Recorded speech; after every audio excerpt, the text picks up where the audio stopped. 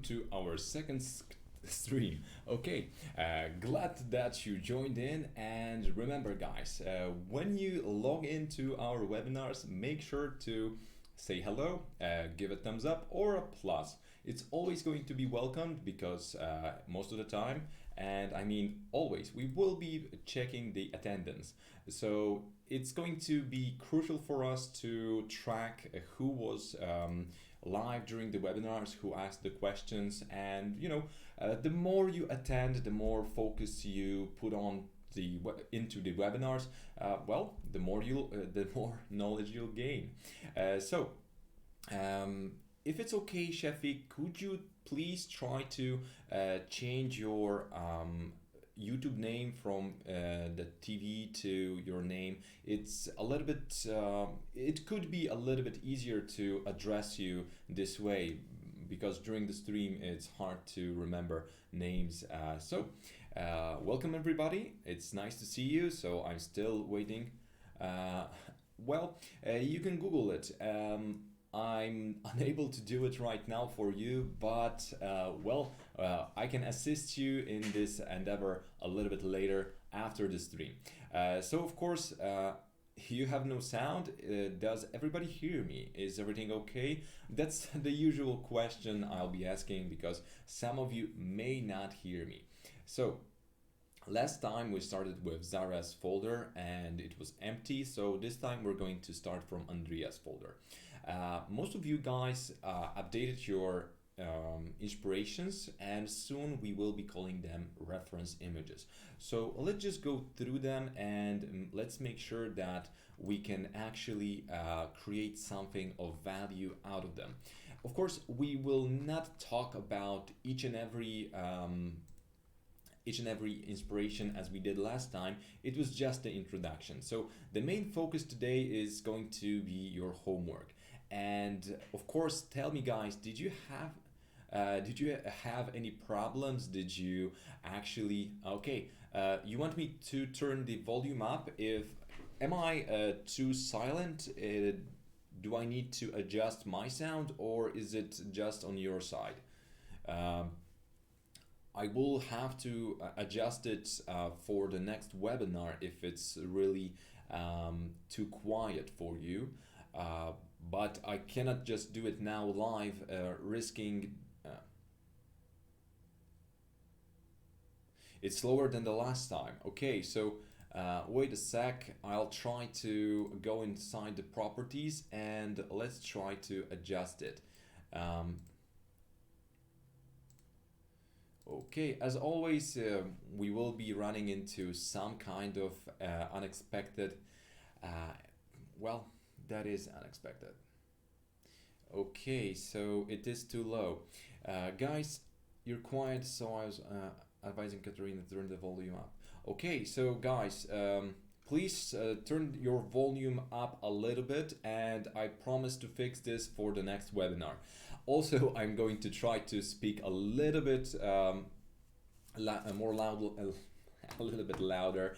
Okay, so with headset is okay. Okay, so first of all, we're going to start from the homework. It's always good to look into your homework to see what kind of models you created. I see that there's a little bit of problem around here, so probably some of the elements are not connected. Please go back to this task and try to fix this. Also, make sure that your mesh is actually on the 0 because it's going to be very important to have, let's say, flat shape for this task. But other than that, this looks really amazing. So again, good model. You could pop up the iterations with Turbo Smooth to show your model, but it looks pretty nice. How did it go? Did you have a lot of problem with it? Just tell me how much fun was it?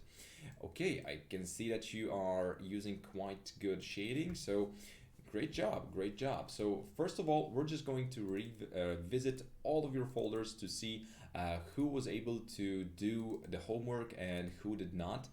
So this is going to be our regular schedule to see the homework, to talk about the problems, and of course, it's going to be very important to ask questions if you had any problems or you don't understand something. I've never modeled it before, so it was pretty bad. Okay, we'll see about that. Okay, so let's just go and okay.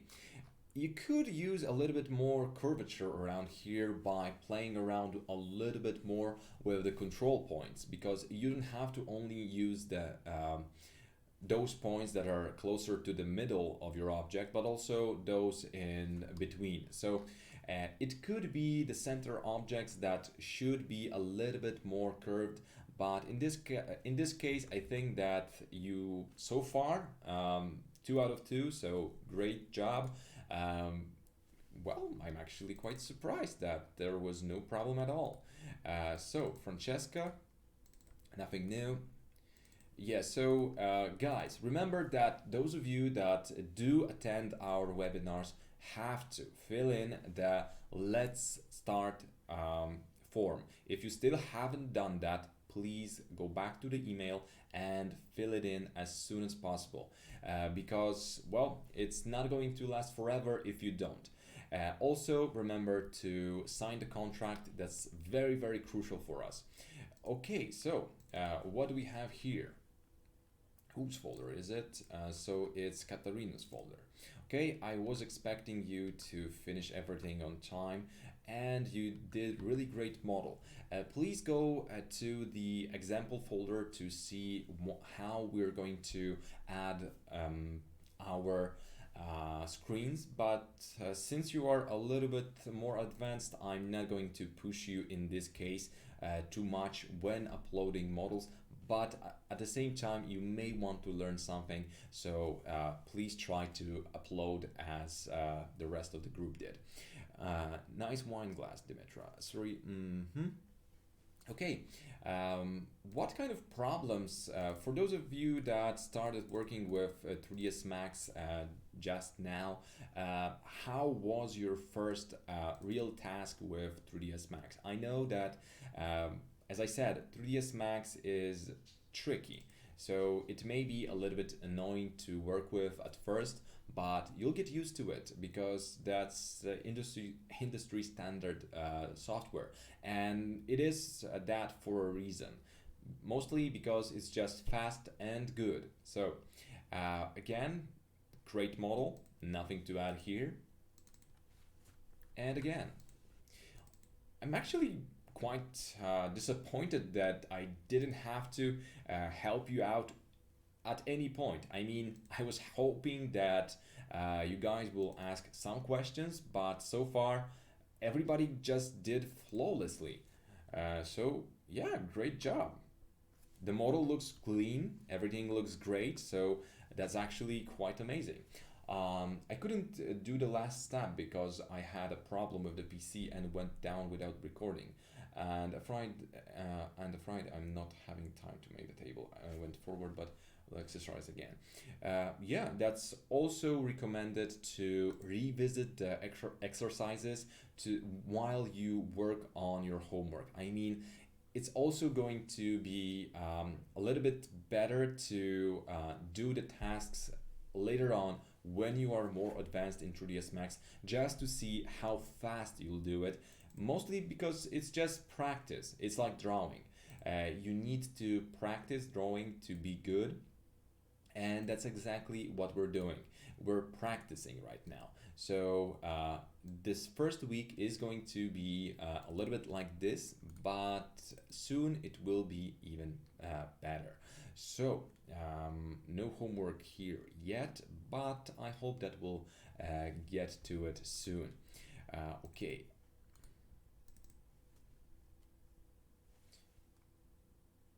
Okay, guys, Mike, you will find a lot of problem in mine. Well, we'll see about that. So Nathan had uploaded the screens, and yeah, again, very clean mesh, everything looks great. So you may have noticed that we reviewed all of your inspirations again, so some of your images may received an extra exclamation mark. Remember to delete those that didn't and upload new ones up until you get 10. We will be pushing you into the uh, right direction when it comes to the most valuable and most contrasting, let's say, inspirations, to make sure that you learn everything that is the most important for us. And of course, we'll be going through all of your homework. So here we have quite a problem with the curvature. So you may want to go back and try to work with points around here to move them a little bit further back, because we want this chair to have this nice curvature, and you need to work on this a little bit more. So for now, I guess you finished all of these tasks really nicely, but you may want to revisit this one viewport just to make sure that you aligned all of those elements as shown in the video. I kind of overlooked that we had to upload screens view, but again, those files were lost in the virus.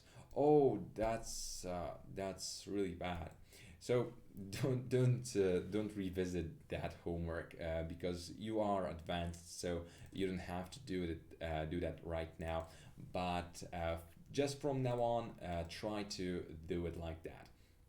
Okay, so when you'll be using Snap, and most of the time, try to avoid it, because you don't have to be necessarily 100% precise. But when you use it, it will try to align to whatever setting you have. So that means that if you still haven't got to the point where you used vertex and midpoint, it will be like this, where you will have this small problem where your snap is going to try to align to the grid point or any other elements of your 3ds Max. So make sure that you set up the snap tool as we did, because later on when you'll be scaling with the snap on, it will probably cost you a little bit time, so we don't want that to happen. And of course, remember, when converting your objects to editable poly, as we had this nice conversation on our group chat, you will have to make sure that your object is ready for that. What I mean by that is when you first click your convert to editable poly, it will collapse all of your modifiers. That means that you will lose the ability to go back. It's actually a safeguard to make sure that your model is not going to be too heavy or too dense at some point. And some of the modifiers, while re-importing to different scenes, may reset. So you may want to actually collapse your models to let's say a version for export, and of course you may want to save those models as a separate file to work on. It's just a good practice, it's not something that you have to do, but most of you will have this nice encounter when some manufacturer will ask you for visuals, and actually that is going to be part of it. So it's always good to do that. Also remember, when you grab, you can grab objects by most of the parts of your mesh. So that means that if you try and grab your object by this arrow, you will move all of the elements that you have selected. But at the same time, you don't have to necessarily grab the arrow. You may want to grab the edge itself, and it's going to allow you to move it this way. It will make sure, it will allow you a little bit more precision when you want to zoom in on something and just move it in. But if you want to work precisely, there are multiple ways to do so. One of them is actually select and move. So right click on your movement tool, and here in offset world you can actually add a little bit of well, movement. So if you now type in 50 centimeters, your mesh is going to move in the given direction 50 centimeters. Always remember that this gizmo is going to show you whether you need to use negative or positive values. So if the arrow is pointing right, that means that you'll be moving your object in the positive direction. And if you want to move it left, in this case, you need to add a minus, so the negative values are going to be applied, and just type in what you want. So you can do the same by just dragging this down, but you don't necessarily have to. You will always have the absolute world position of your selection calculated by the gizmo. So it's going to be very important for us to understand that when you select one of the edges, it may have different position than you expected, just because the gizmo is going to be calculated from this point. How do you put those most used modifiers on the top? Okay, so that's a good question, and that's a little bit advanced. I was hoping that you'll ignore that just for now, but since you asked, let's just do that. So before we continue, guys, some of you probably seen this screen where you try to open your 3ds Max, and let me just okay, so when opening your 3ds Max for the first time, you were probably met with this picture, and you all had this small problem where whether you should pick design or classic. I'm pretty sure that most of you were, as you are architects, probably clicked on design. It's a well, not necessarily a mistake. It's just a thing that I was thinking the same when I was starting. But in reality, you need to now go into your customize setup, and we'll be actually fixing that. So those of you that clicked on, those of you that clicked on, wait a sec, give me just one moment to change the notification settings. Okay, so in this case, let's just go back to the topic. Okay.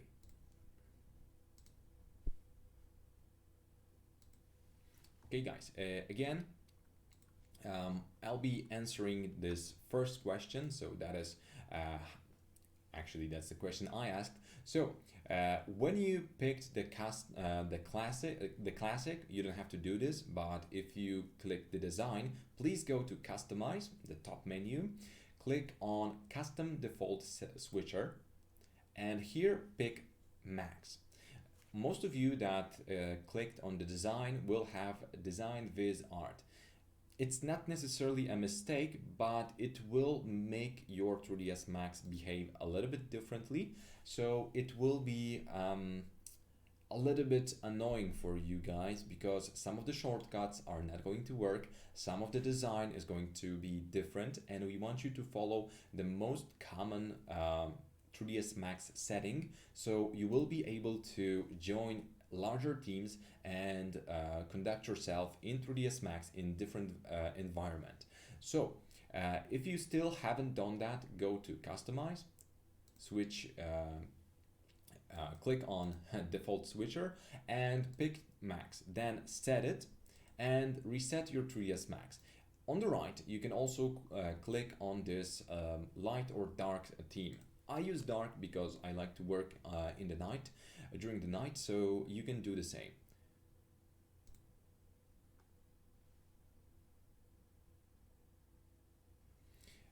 So again, now let's go back to adding those shortcuts. If you want to configure your own most used modifiers, you can go to configure modifier set, and here configure modifier sets. So this is pretty much how it's going to look like. So by default, the number is going to be set to 8, but you can change it to your liking. When you'll be a little bit more acquainted with 3ds Max, you can add your own most used shortcuts to your modifiers.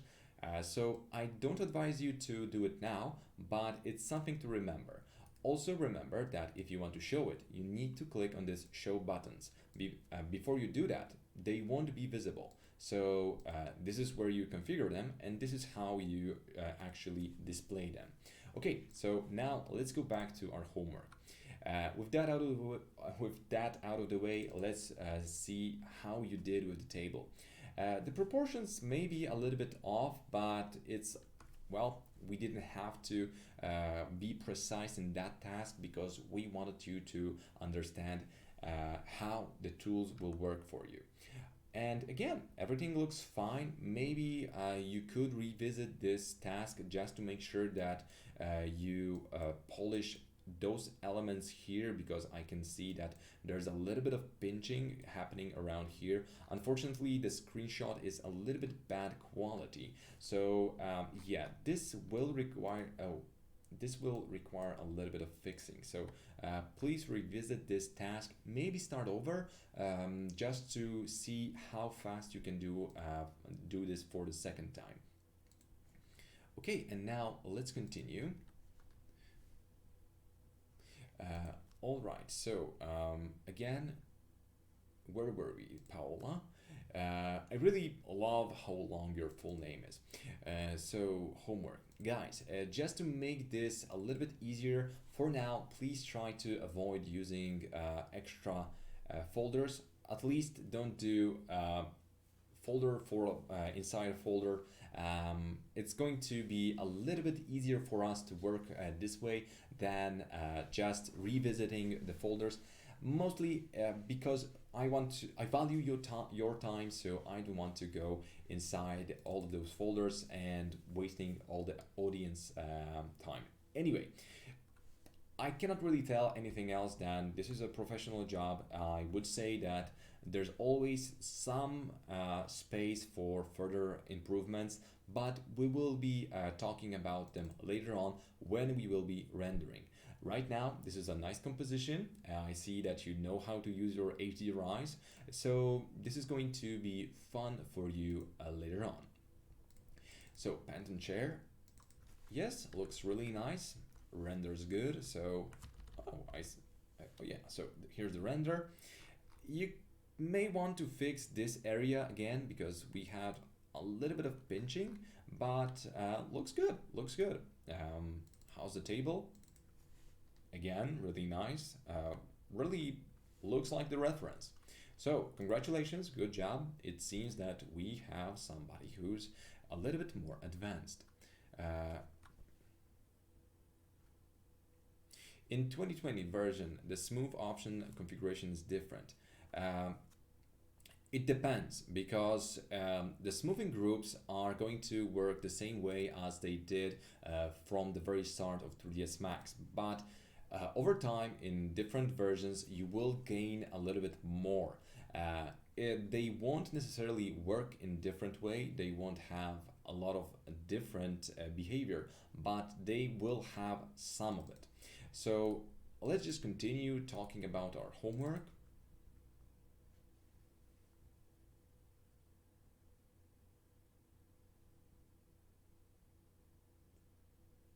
Yes, there is. There's actually a shortcut for that in 2020 3ds Max.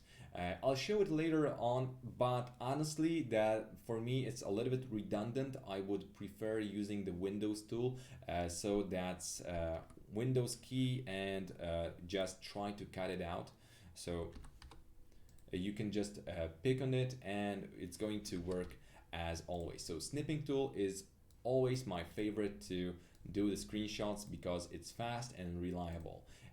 Everybody can understand that, but at the same time there are multiple ways to do it using Windows own tools. So for that you can just explore the shortcuts. I'll send you the list during our support hours so you can actually work on them on your own and pick whichever option is best for you. Okay, we need to address this. You should be working on this model to make sure that both of those, let's say, midpoints are going to be connected. So you will have to use the line tools to move them a little bit closer. So go back to editable spline and try to make sure that the middle is actually capped. It's not necessarily a super big mistake because it's not, but you need to learn that in this case it's crucial for us that you actually do it this way. Um, Other than that, your model looks a little bit unfinished yet. So if you want, I can assist you a little bit further with it, and that is going to be, well, with benefit for all of us. So I can see that there's still a little bit of problem with your shadows, so probably you will have to fix the normals as well.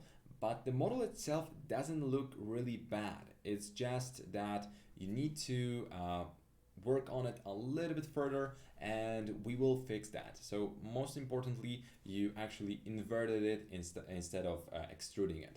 So it's just common. So don't worry about it. We will fix that.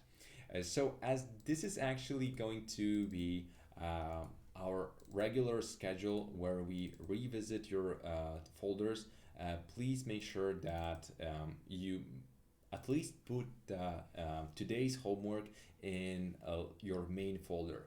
So yeah, looks really fine. Everything looks great actually. So maybe a little bit odd shape around here, but it actually looks good. Can you show us how to fix the core or not welding properly? Of course I can. But first I will visit your folder and then we will talk about that. So not welding properly, please elaborate.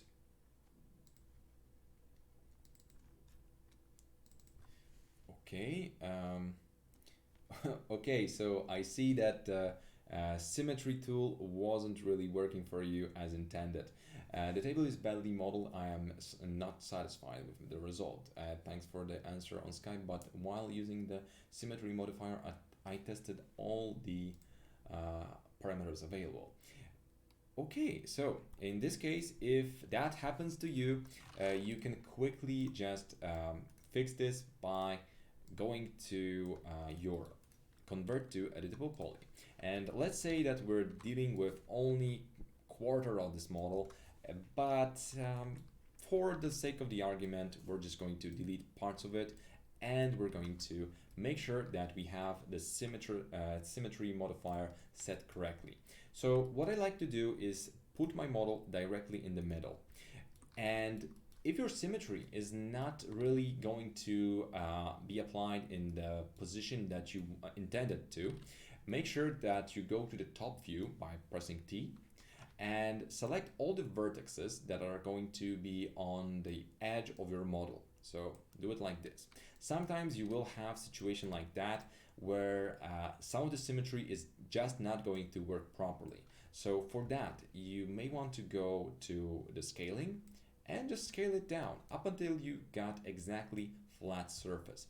One click is not going to be enough, so make sure that you go all the way to the left or right depending on what kind of scaling you are going to do, and then click it again and drag it again. You need to do it twice to make sure that it's going to actually go almost up until the zero. So scaling is never going to reach the zero, but the value closer to the value is going to be closer to the zero. So with each iteration of scaling you do, but just don't overdo it, because above the 2 clicks it's just not going to be visible at any point, so it's just not needed. Okay, so we've got this situation where your symmetry is just not in the proper position. So what you can do is press 1 or click on this triangle and go inside this mirror. So now you can modify it by either rotating or moving it. So this is how you can make sure that you position your object like your mirror like this. And this is exactly what the situation you had in your case. So either that, or you can just try and go back. So let's move it somewhere around here. Now you can click on flip, and this is how it is going to be fixed. But I'm assuming that you moved your mirror and then you tried flipping and it looked like this. So that's why it wasn't really working. So it's going to be a common problem for those of you that don't know how to conduct yourself with 3ds Max yet. I hope that it's going to be helpful from now on. Also, a good tip is to make sure that you click on your edge, let's say one flat edge like this. And now if you add the symmetry modifier, it's going to appear exactly on this edge. So if I select other edges, the symmetry is going to be shown in this area. So you may want to select your symmetry edge, and it's going to help. Yes, there is a line tool in 3ds Max. It's right here. So it works as usual, but it will require you understanding how the pivot works and a setting between the minimum and maximum values of your model. Try it out, test it out, and if you have any problems, just let's start the conversation on the chat, because it's a really easy tool that you can quickly master. So in this case, just flip it and you're almost ready to go. Again, add another symmetry to the stock, and now another trick. So if you are not sure if the Y, X, or Z is going to work, you can always go to your mirror, select rotation, and keep rotating up until you get the desired effect. So again, make sure that you've got your angle snap toggle on. So you work with full values of 5 degrees. Now we can again grab the mirror and move it somewhere closer.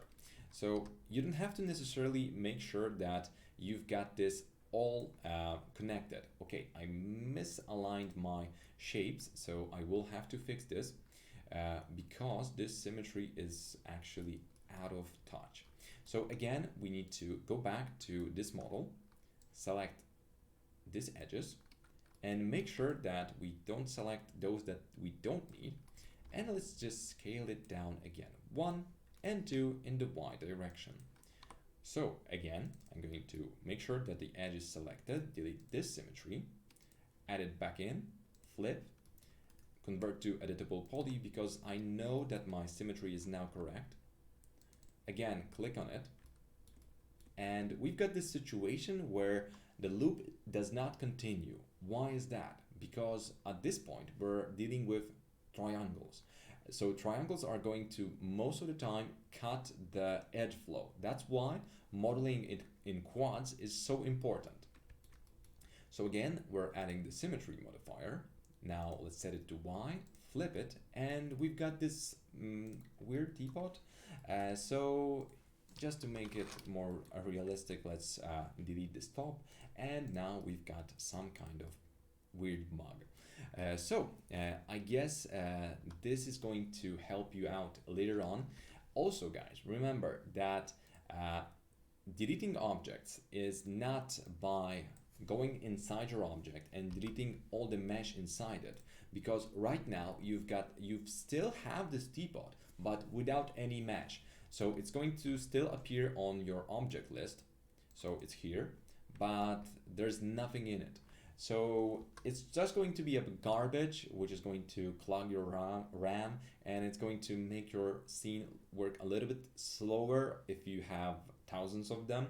And sometimes it's very common that people just want to copy, let's say we have this teapot here, this phantom, and we select all the objects you didn't notice that you did, and now you create some kind of object with 300 copies, and you remember that you want to only select this one. So it's going to be a problem because you still have those phantom teapots. they are going to be a problem at some point. So make sure that you don't do that. So if you want to delete an object, just select it and delete it. Don't delete it smash, because it's still going to leave it inside your scene.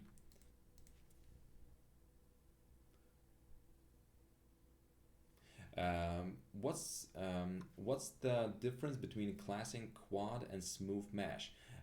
So classic quad mesh, you need to further tell me what you think is classic, because I'm not sure what kind of things you are talking about.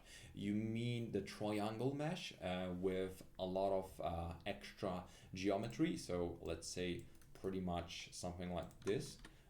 Is this the classic for you? So the difference between those is the edge flow. First of all, edge flow is not possible with triangles. It's just going to cut it out, because right now the edge flow is not going to work. Also, triangles are used mostly for animation, games, and everything that moves. So maybe also simulation. So in this case, if you want to work with triangles instead of quads, okay, so in this case, if you want to work with triangles, they will be informing your 3ds Max how you want to bend your model. So if we will be if you would like to create an animation, it will be very important for your model to stretch the way you want it. Because if you would do the same in this area, you would get a little bit different results. So right now, if we move this object a little bit further, you can see that both of those meshes are actually creasing the different way. So that's why working with triangles will give you a little bit different approach, but we try to avoid it. But remember, none of your objects are going to be animated at this point, so it's not going to be necessary to work with quads. But at the same time, remember that we want you to create efficient models with clean mesh. So if you just don't know how to create some kind of model and you don't know how to approach the clean mesh, just contact us and we will elaborate on it and show you how to do it. Because even though this mesh is not wrong, it's going to produce some kind of problems with Turbo Smooth at some point, because we will have different edge flow. And as you can see, this mesh is almost unreadable if you would like to look at it from other angles. So that's why we try to stick to quads. And if you by mistake have this situation where you've got a lot of triangles, just go to Geometry tab and quadrify all. It's going to delete all of those unnecessary triangles, but be advised that it's not really the perfect tool, because sometimes it's going to leave your mesh a little bit messy. So before you click on it, save your file and always inspect the results. It's going to work flawlessly on easy mesh, but remember, you need to further inspect it. It's never going to be 100% accurate solution unless you are working on a sphere. In this case, it's just going to work flawlessly. Mesh Smooth modifier. We don't use the Mesh Smooth modifier most of the time, because again, Mesh Smooth is something for games and the, let's say, NURBS approach. So there's a lot of options. So classic approach is going to create different mesh for on your edges, and quads are just going to leave your mesh as it is, but it's going to smooth it. So the classic approach is going to be the same as that you will get in your editable poly. So if you go to editable poly like this and select some of your edges, and you just want to make sure that you have a little bit more density, you can just click on this M Smooth, and this is how this is going to be conducted. So this is by default set to classic, and this is pretty much the difference. Most of the time I would advise you to use Turbo Smooth, because it's going to create most readable mesh and it's going to be easiest. So right now Let's leave the hard questions for later because some of the beginners are just going to be super confused, and let's leave it for later on when we'll be going into more advanced modeling. So again, what's okay, I see no problems other than just a little bit of misproportions. So you can go back and try to revisit this task, but it's not going to be necessary. But in this case, we've got this problem with welding. So you need to make sure that this point is going to be exactly in the middle of your object. So just align them using the scaling I just showed you. Again, the curvature is going to be important, but the profile of your chair looks amazing. So it's only about dragging the lines back and forth, so no big deal. I think I have some problem with the edge here. Maybe, just maybe. Okay, so you can revisit it and just contact me if you want me to guide you through this process. Some of you already used this option and we logged into your screen, so we were able to fix everything for you. So if you need this, just call me and we will do that. Okay, in this case, Zara, I can see that your mesh is also really nice, but we've got a little bit of problem around here. So that's due to the fact that some of your object elements are overstretching. So if we go inside your mesh, so let's just create this wine glass like so.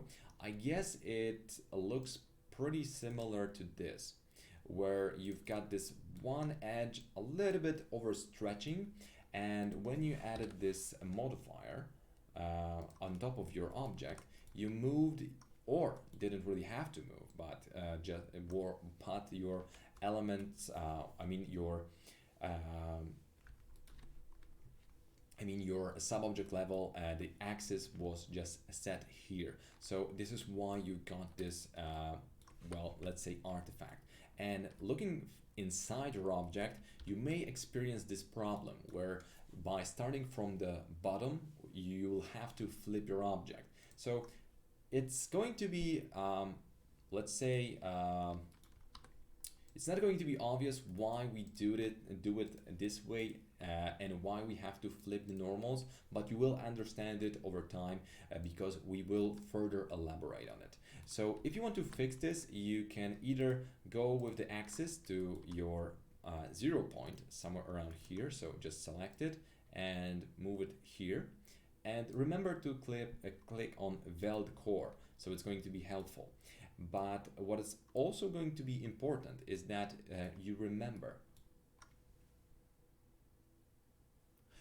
Weld Core would fix it if the core would be actually present here. So the Weld Core is going to work to some extent.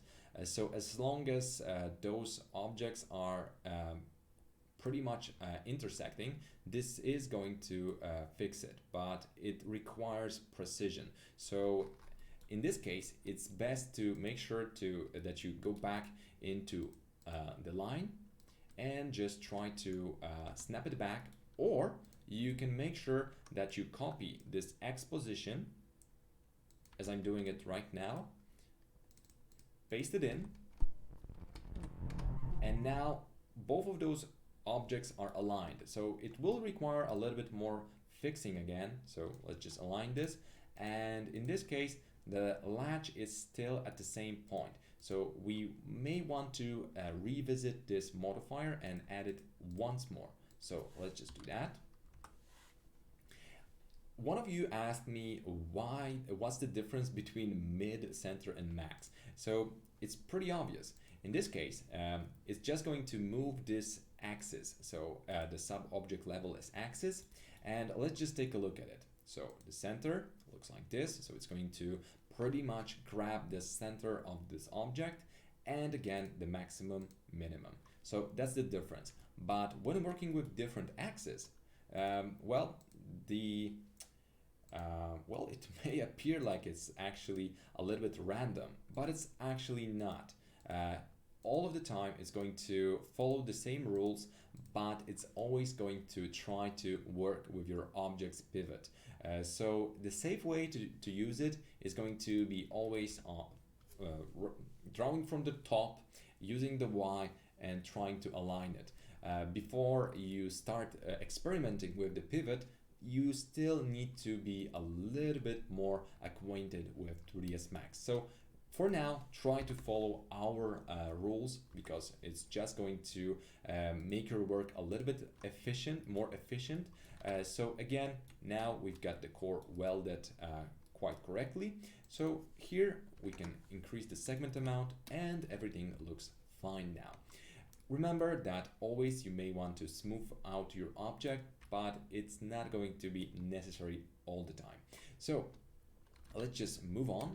So I misclicked my spacebar. Have you noticed that this small locker is actually, padlock is actually highlighted? It's due to the fact that I locked my selection with spacebar. It's going to happen to a lot of you working for the first time with 3ds Max and trying to move on your touchpad and basically clicking on space.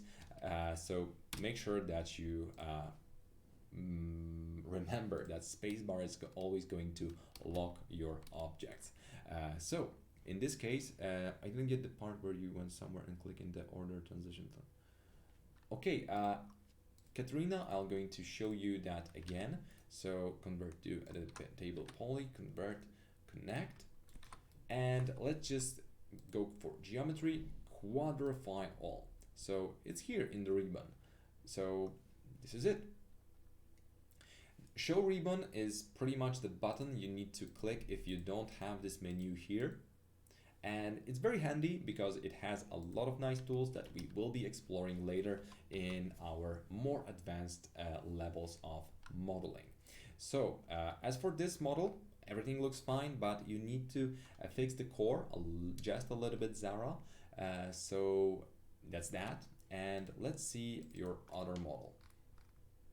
Looks good, but I think you overstretched some of the mesh down a little bit too much, but it looks good. A little bit messy, but there's no problem with it. You will probably need to revisit it to make sure that your mesh looks a little bit cleaner, but again, it is clean. So it's just for the practice, not necessarily a mistake. So everything looks good, your curvature looks fine. Maybe the leg needs a little bit more work, but again, the profile looks amazingly good. So basically all of you did great. I'm really proud of you guys. So those of you that are a little bit more advanced are going to be happy, because today we will be sending out a little bit different homework with more advanced modeling. So that is going to take you a little bit more, and we will be exploring those tools that I was talking about.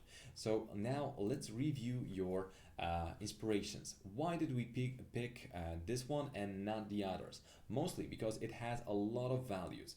A second choice, okay, so this is your first one. So okay, as a second and the second choice. So in this case, this is going to be educational. Why? Because it has a lot of interesting materials. It doesn't have all the unnecessary props, and there's a lot of contrast between the light. So we've got this light pouring in from the ceiling. We've got windows around here, the shadows to work with. We've got quite nice raised floor. Also, we've got different objects and different materials. So this is a really, really nice nice scene to work with, especially since we're hitting on almost all the crucial elements of ArcViz, and that is wood, walls, and flooring. So pretty much all the materials are going to be great. The lighting looks really nice as for your first shot, and it's always going to look good in the end. So I think that this is a really nice shot. Again, this shot is to be your second shot. Why? Because the geometry is a little bit easier, but the background will need a little bit more love. Again, we will teach you how to properly map all of those parts so the wood is going to look amazingly good. All those objects are not going to be hard to model out once you finish your first shot. So we will be focusing on this one. But heads up, this is not a rectangle. This is actually different shape. So you won't be able to trace it just like that. So we will have to work a little bit smarter than just tracing. But before we go into interiors, we will still need to go inside some of your folders. So again, in this case, again, really nice materials, a lot of educational value. We've got nice glass to work with, so we will be adding this greenish tint to your glass. Not too complicated models, and remember guys, we're trying to pick your work accordingly to your computer specs. In your case, you've got amazing computer, but you start from zero. So that's also important for us because we don't want you to get frustrated over the along the way, because we need you to finish your first shot, because the first shot is always going to take the longest to finish. And once you're done, we will be moving on to this one. So it's a little bit more ambitious, but it's actually very possible to do once you finish your first interior. With your computer specs, you will be able to do this, but you are a beginner. So ask questions, visit our support page and group, and of course we will be helping you. So in this case, as I was saying, it's just one misaligned vertex. So let me just quickly create again a teapot. So let's go ahead and cut it in half.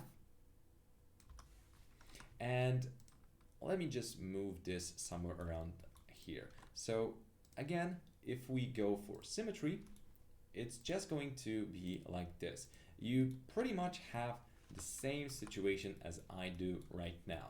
So to fix it, you can either overreach with this vertex, and it's going to be fixed by welding, because the symmetry is going to slice along the mirror. So if you turn this off, you'll get this mess around here. Don't do it. And we've got this weld seam, so it's just going to weld those vertices. And there was a question how to make the welding work properly, or how to control it. You need to control it with the threshold.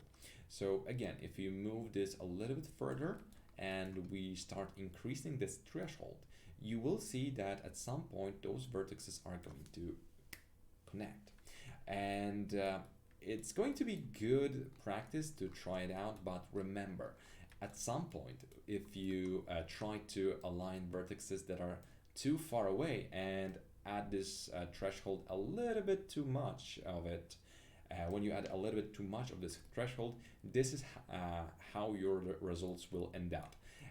So we want to avoid that and make sure that you actually work with a little bit lower values, and make sure that your mirror is going to do most of the job for you. So you don't have to go perfectly, you don't have to align them perfectly, so you may want to leave a little bit of space between them, but you don't have to. And always make sure that the vertices are welded. If they are not, you will have this situation. That's due to the fact that those objects have no connection between them, and the smoothing groups are just trying to work their way up until the edge. That's pretty normal, and that's just how 3ds Max is going to work. As for your inspirations, I think that you know that we are going to try to focus on your most valuable experience. So this is actually going to be a nice second shot. It's going to be a little bit tricky to get all of those colors correctly because there's a lot of color bleed. More about it later. So color bleed is pretty much going to be light bouncing off from some of the objects, and pretty much adding colors around the house. So there's a lot of objects that are going to be color bleeding, so it's something to think about. This is a really easy shot for a beginner. So if you want to get done with your shot quickly and learn a lot along the way, so you will learn how to map objects, how to add different kind of textures, and how to properly place props.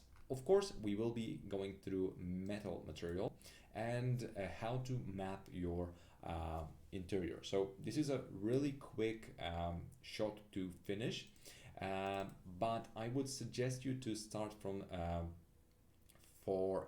this one.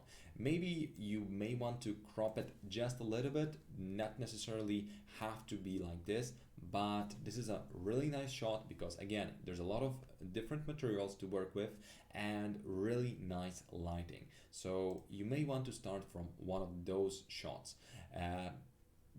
Pick between those two. And as for but is color bleeding actually not unnatural? No, it's not. Color bleeding is totally natural. What that means is that if you take let's say your flashlight and point it at, I don't know, some red sheet of paper and move it closer to your wall, you will notice that the wall is going to get a little bit red because once the light reaches this very diffused object, it will bounce back with this color tint. It's a natural occurrence, but since we're creating 3D visuals, we will teach you how to avoid it in some cases because your artistic vision may not want to, your artistic vision may not require that. So here's an example of color bleeding. Most of the students would probably see it as some, let's say, yellowish wall with a hint of orange. No, that's actually color bleed from the ceiling because we don't have the same color around here. But let's not go into the detail about it yet. I feel like the homework are very fast.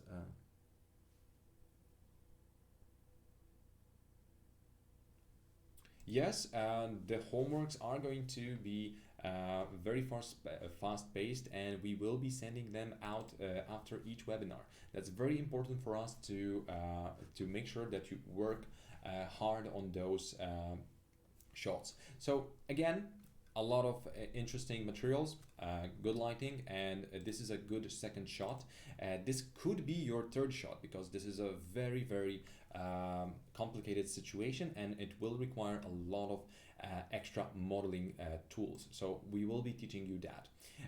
Again, as your first shot, I would suggest you do this. We'll see how you're going to end up with this shot because again, there's a lot of interesting light situations, there's a lot of materials, and not too overcomplicated mesh because we don't want you to waste too much time on modeling yet. You can do that for your second and third shots. So let's just continue talking about your inspirations. So in most of the cases, I would suggest you do something with a lot of materials and, as I said, natural lighting. This is a beautiful shot and it's going to be a great experience to add this into your portfolio. So I think that adding this is going to be extremely valuable, and this is going to be the tricky part. So we'll be discussing this during the webinars. So again, really nice objects to work with, nice materials, and not overcomplicated mesh for your first shot. And since you are well, starting from pretty much beginner level, if I remember correctly, it is going to be the best idea to work with this. Of course, we will also teach you how to use your modifiers to your advantage. So let's now go through all of your inspiration photos. So sad is actually really advanced, so we will be picking something more advanced for you. So this is actually your first shot, and I think that is going to take you quite a while to finish, and it's going to teach you a lot about materials and lighting, because we've got really interesting situation. So I guess this is going to have the most artistic value, and again, the most educational value. But as your second shot, I would see you doing this. There's a lot of space to work with, and since your computer is actually a professional grade machine, I would suggest you work on this one. So this is actually going to work like that. So again, uh, remember that we need to address your current situation, I mean, of your computer. I know that some of you are planning to buy new machines, but at this moment, your machine is able to run 3ds Max, but to work on it efficiently, you need to scale down your expectations just for now, because your laptop may not be able to handle too much. I guess this is a really nice shot to work with. This is actually a 3D visual, so if you find something similar, you can actually work with it. But I guess it's not going to be necessary to redo this shot just from the photo, because this is an easy shot that we can actually improve on. I know that I already said that we're going to work on only on photos, so I would suggest you to look for something similar and don't go for overcomplicated scenes, because with only 6 GB of RAM and actually 5.5, we will have to go for something smaller. Later on, I will show you how to optimize your scenes to be able to run larger scenes, but this is not going to be possible with only 5 GB of RAM, so you may probably have to use some kind of external computer. So if you can, try to borrow one from a friend, or try to invest as soon as possible. As for your shots, as you are starting from zero with 3ds Max and you model in Maya, those shots, this is every shot that we picked is perfect for you. I think that you'll have a lot of fun working with them, and of course they will look extremely good in your portfolio, because that's also very important for us, that you not only create something that is going to allow you to work on your shots fastly, but of course we need you to be able to get something out of the shot, and well, something to add to your portfolio. So in this case, this could be your side project, Miroslava, but again, I would suggest you to work on this shot as your first one. It looks amazing, and it will be a great addition to your portfolio. I haven't seen this one before, so I guess it's going to be a good thing. So again, Clara, if you would like me to assist you, I will happily do that, because our webinars and our homeworks are adjusted to beginner level. So as long as you follow the homework, you will be able to create everything from scratch. I promise you that, and we actually guarantee that as VizAcademy. When we'll be starting to model after the inspiration images? Well, you will start that next week, but that's a secret. We're getting there. We first need to make sure that everybody who is the beginner is going to be able to follow the steps. We don't want you to jump from just creating a box to creating a complex shopping mall. So, as I said, we are going to try to adjust your shots to your current level. So I guess this could be a really good start, because it's not going to take you a lot of time to finish, and once you're done, you'll be able to start working on something more complex.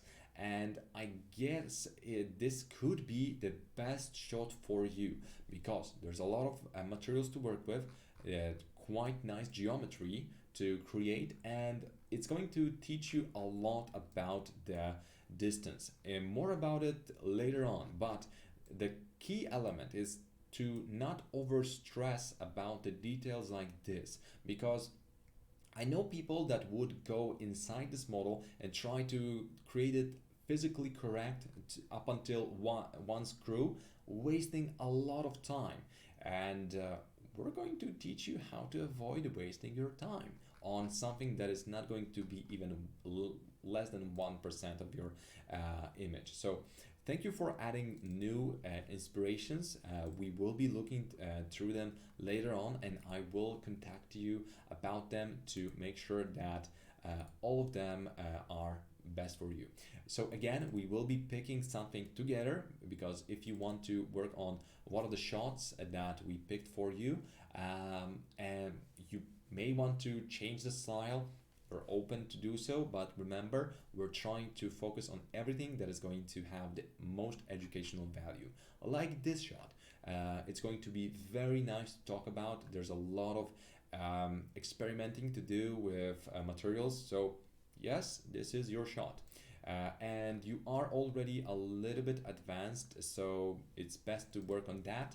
And I really like this shot, so I'm hoping that you will be able to do well, more shots, because as I said, we will be going through all of your shots, and we will try to create as many shots as possible with the quality, with professional quality. Again, great shot for a beginner, and with your 8 gigabytes of RAM, we're going to look for interiors that don't have too many objects in it. I really love this shot. Again, it's super good. I like this flooring, I like those materials, I like those models, everything looks fine. So I would probably suggest you picking one of those 3 shots. And thank you for cropping out this image. It's really nice of you. So right now, at this point, I think that this is one of the best shots. With our new reference images, we'll be modeling most of the furniture or just importing them. Both. As long as you have time to model everything, I strongly suggest you to model it out on your own. But if you are not going to be able to, let's say, spend that much time on it, you will have to download some of your models. Okay, so in your case, Katerina, you're very advanced, so we will be picking something very advanced for you. Pretty much we can work with almost any shot with you, because you are already advanced. So again, the only thing that limits us is your RAM, but with 16 gigabytes, you can do anything. I actually worked most of the time, most of my professional career with only 16 gigabytes of RAM. It's actually pretty much like 4 years ago when I started using 64 gigabytes, and right now I moved on to a little bit different machine with 28 gigabytes of RAM.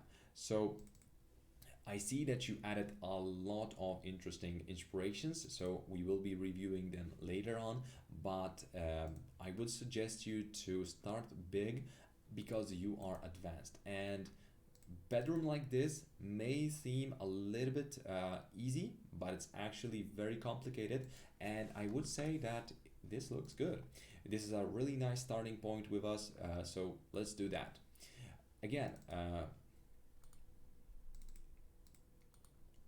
let's continue through your folders.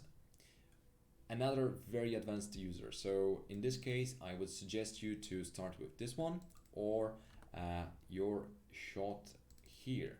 This is quite ambitious, number 2, but I know that you want to learn modeling as well as lighting. So let's just go, it's for a desktop. So in this case, I guess it's going to be quite nice. We'll be modeling sofas, because I know to model soft material, it's pretty hard. Yes, we can go into the detail about it, but honestly, it's not. It's super not hard. And we will be going through this later on during the webinars, because we will be showing you that. So do this one. It's actually really nice. It's perfect thing to start with. It's going to teach you a lot about materials, and we checked what kind of well, where you lack when it comes to education, and I think that this is going to be a really good shot to work with for you, because there's a lot of things that we want you to improve. You're already a professional and there's no question about that, but we need you to get a little bit better with us. So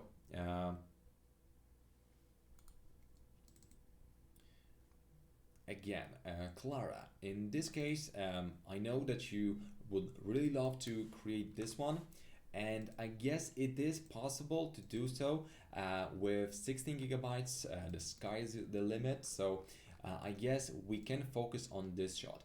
But there's one very important but. In this case, you need to understand that the background is over photoshopped. In this case, the photographer used two exposures and they probably mixed them in Photoshop. So there's a lot of over photoshopped elements in this case. So we will have to either over Photoshop it as well, or we will focus on the realism.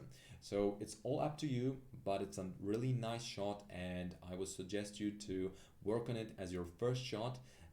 But if you're a little bit afraid of, well, let's say larger shots for now, I would suggest you to start from this one, because it's going to be a little bit easier than the previous one.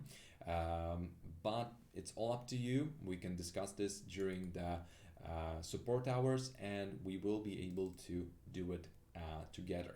So this is a second, it's super dark and it's going to be hard to work with materials like that, but there's a lot of educational value in it.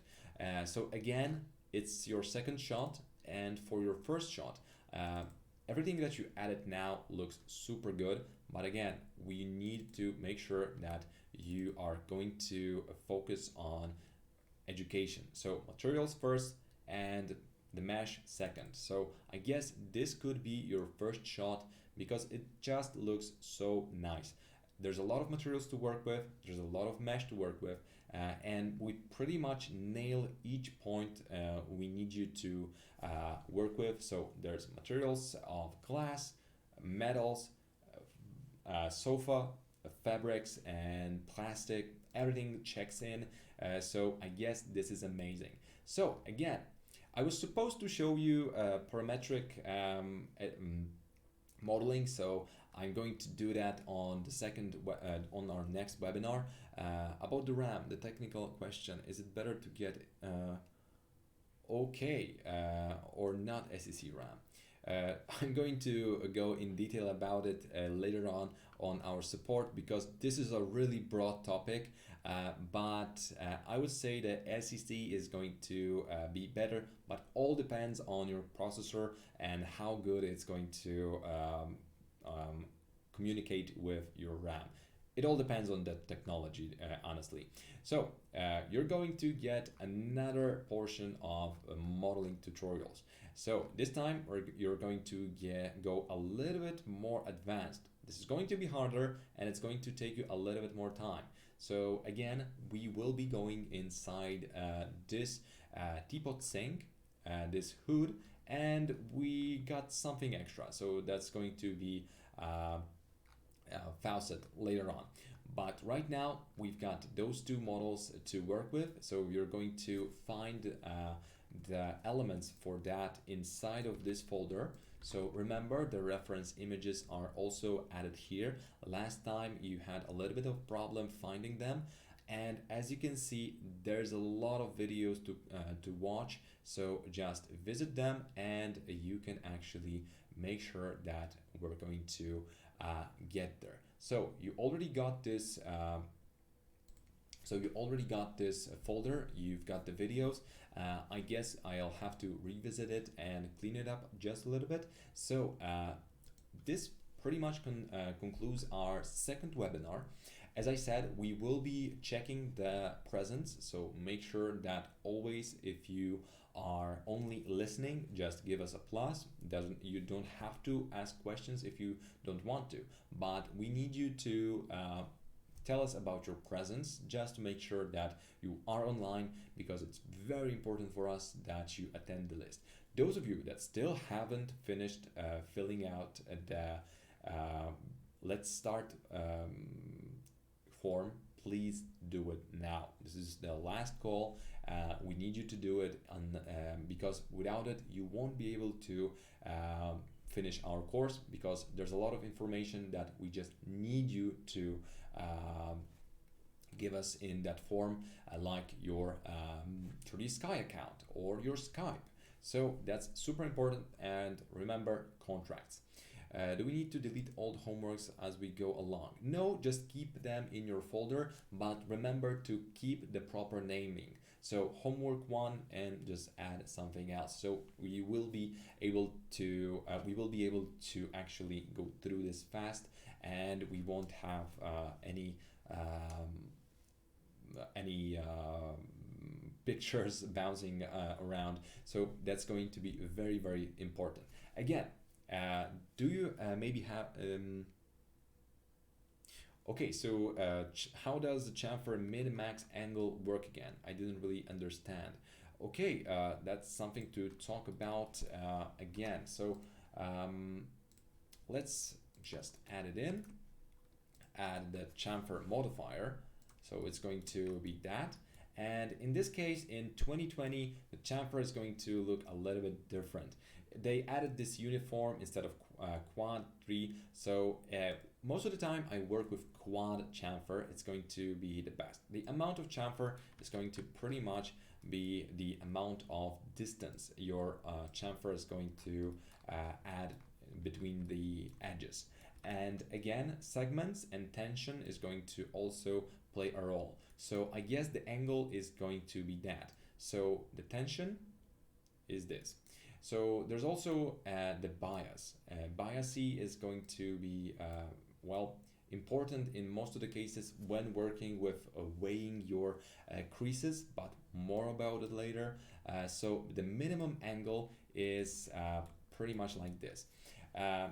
When your object is going to have a different type of curvature, it's going to treat some of your edges as, let's say, non-chamferable. So what that means is it's going to ignore those that are going to be on the surface, and they won't create angle larger than this. So in this case, this edge wasn't chamfered, so it was just ignored. So the minimum and maximum values are going to work like that.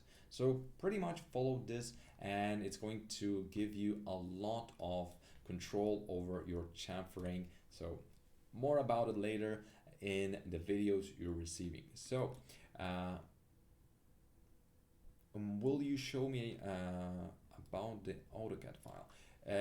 Yes, so about the AutoCAD file, let's just try it out, and let's try to actually import it in. But I'm afraid that this was okay. So it's in Skype all, and yes, I got it. So let's just try to import it.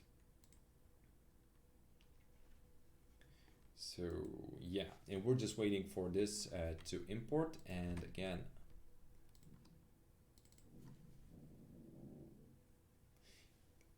in my case, I guess it works fine. So wait a sec, I'm just going to check out if everything is okay. I just need to make sure that I'm importing the proper, yes it is. So you will need to make sure that you're rescaling your file. Always make sure that you work on the right scale before you enter your models in. So you may want to make sure that you're checking the right boxes, so rescale it and use the proper measurements. I guess the meters is going to be the best in this case. So there's a lot of things that happened in this case. So first of all, you started working on this file and you went 3D in AutoCAD. So as you can see, we've got multiple layers on multiple levels in 3ds Max. So to make this a little bit easier for us, I'm just going to scale it down up until they reach the same point. We don't need this to be overstretched, so let's just scale it down as much as we want. So if you want to work with just one elevation and you don't want to work with anything else, and let's say you want to delete those cars, at this moment you want to select these objects, Control I, and delete all the rest. So at this point, what I'm going to do is select this file, go to Edit Spline, and delete everything that I don't need. So in this case, it's going to be the cars and of course everything that I don't need. So let's just do that. And this is pretty much how you can quickly fix your files. Since we added this edit spline, you will be able to work with all of those splines at the same time while maintaining this ability to work on each separate file. So you can either work on all of them or you can work on one of them. But if you want to make sure that the spline is not going to explode, now you can just convert this to editable spline. But in this case, we've got some kind of helpers in this scene. That's why I said that we need to fix those elements. So we've got those blocks. As you can see, they are going to control your objects. So unlink them. And now, since they are still going to be ever present, it's best to use the outer scripts to fix this. AutoCAD is a little bit stupid like that. So it's best to now go for shapes, and we're just going to select them. You can see that instead of 36, we've got 22, convert to spline, and we've got our objects back. And as you can see, this movement is due to the fact that those objects are linked. So unlinking them will move them to this position. So again, I would strongly advise you to use external scripts for fixing that. There's a lot of ways to do it manually in 3ds Max, but again, I strongly discourage you to do this manually because it's just going to take you a lot of time. Okay, again, so shall we keep them on the hard drive all times? Yes, you can. Later on, when you just won't need them and you finish them, you can actually delete them, but once we start rendering, we don't delete anything. Actually keep everything in, because we would like you to keep your progress, so we all remember where we came from, because some of you are starting from beginner level. It's always going to be nice to look back and see how good you now work in 3ds Max. Okay, thank you very much for your attendance, and as I said, this concludes this webinar. Thank you again for your attention. I'm going to see you on Friday, same time. So thank you again and see you on Friday. On Friday, we will be accepting and picking the final reference, and then you'll see about the homework. So thank you very much and see ya. Bye bye.